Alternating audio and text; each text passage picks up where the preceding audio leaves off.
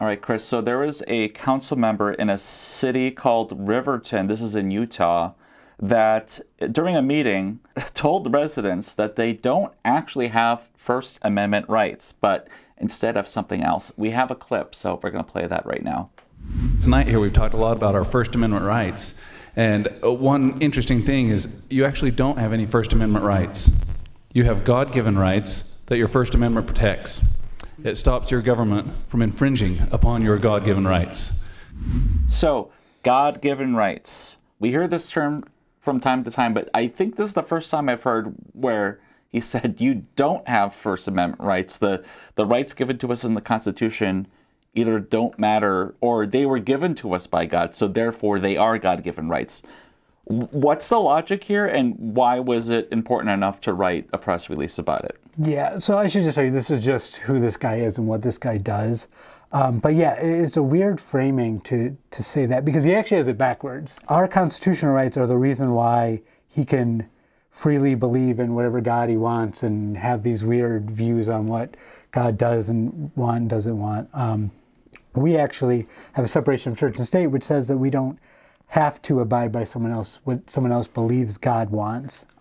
So it's deeply troubling for this elected official to tell his citizens that the Constitution, their rights come from God rather than the Constitution. His God, I imagine. His God, yeah. Presumably most people don't choose to worship other people's gods. But yeah, so the First Amendment's not a theological concept. It's a legal guarantee, protects all of us, protects our rights, whether he or his God want it to.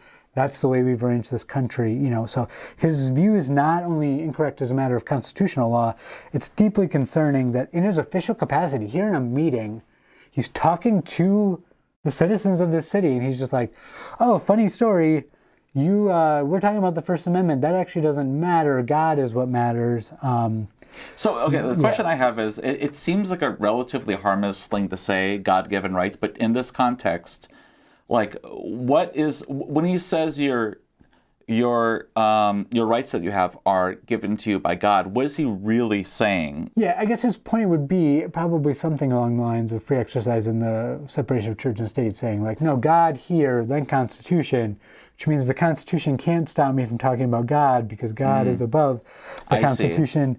I assume that's what he's getting at, because I'll tell you, this is the second time we've had to write to Spencer. The last time, back in May, he actually authored a column in the city's newsletter asserting that divine guidance played a crucial role in America's founding, which can kind of ties right in there. Cited at all for that? No. No, of course not. Okay. No. Yeah. So, he has a history of using his government position to advance his personal religion. This is another part of it, but I'll tell you, our complainant, the person who brought this to us, was there in the audience. So so that's how we heard about this. Our complainant sitting there in the audience.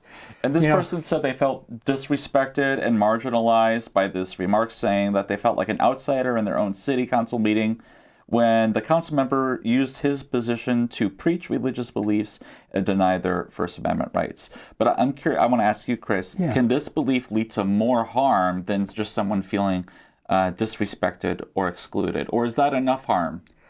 I mean, it depends on, I guess, how far he wants to take it and how much power the council has. I mean, so he's the government, he's a city councilor. So our complainant's just sitting there, and then this guy, one of his councilors in charge of his city, says, by the way, you don't have any First Amendment rights, by the way. Like, you have God-given rights. It almost sounds like a threat.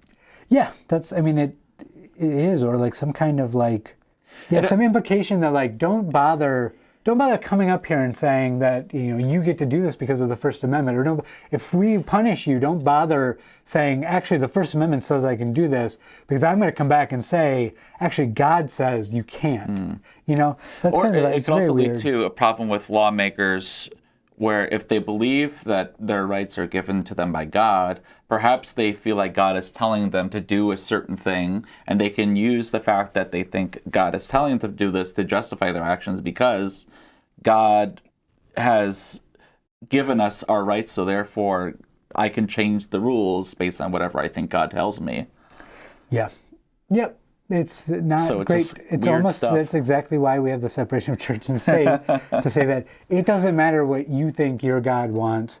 We have secular laws, and that's what we abide by, and that trumps your religious beliefs. That we separate that. You're free to hold him. He's free to think whatever. He can think all he wants that actually God did this and God made the Constitution and God made America. He's totally free to believe that. He's not free to impose that view on us and make us live by some different set of rules because of it. So the Christian nationalism and American exceptionalism really go hand in hand, especially when you're saying that this country was divine guidance played a crucial role in America's founding. I mean, that's Christian nationalism and American exceptionalism. Yeah, and this is the thing I've said before. If the founding fathers intended for this to be a Christian nation, they did an absolutely terrible job. They're like, how do we do it? Let's not mention Christianity in the Constitution. Let's ban religious tests for public office. Let's put in a establishment clause saying you can't establish a church. All of these things. I mean, it's just insane that people are trying to push forward and say like, oh, this was clearly a Christian nation. It clearly was not. We have a secular constitution that allows all religions to live freely in the country, and frankly, that's the way I like it. That we all kind of get to do our own thing, and that nobody. I'm not going to make someone stop believing in God, and nobody should be able to make me follow their God's rules. And I think that's a fair. Yeah, if I had a lawmaker tell me to my face, hey, just so you know, you don't have First Amendment rights. God gave you those rights. In my head, I'd be thinking, what else does this guy think he can do if he thinks that? So, yeah.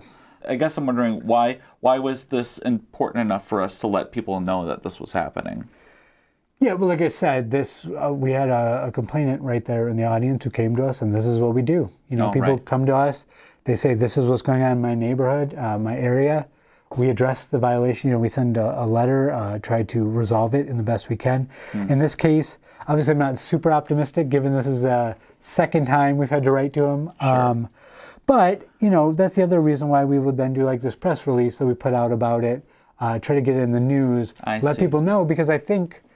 People might not understand that it's a problem if they hear it in their own or even more so. meetings. Unfortunately, I try to be engaged politically, but I don't actually hear everything going on in the Madison City Council. Sure. And I'm sure it's the same way here. I'll bet a lot of people in Riverton don't know that their council member is doing this, and so we want to make sure that they see that, understand why it's wrong, and then hopefully change his mind or vote him out. Or, and we often emphasize the importance of local elections, local voting, local government, and everything like that.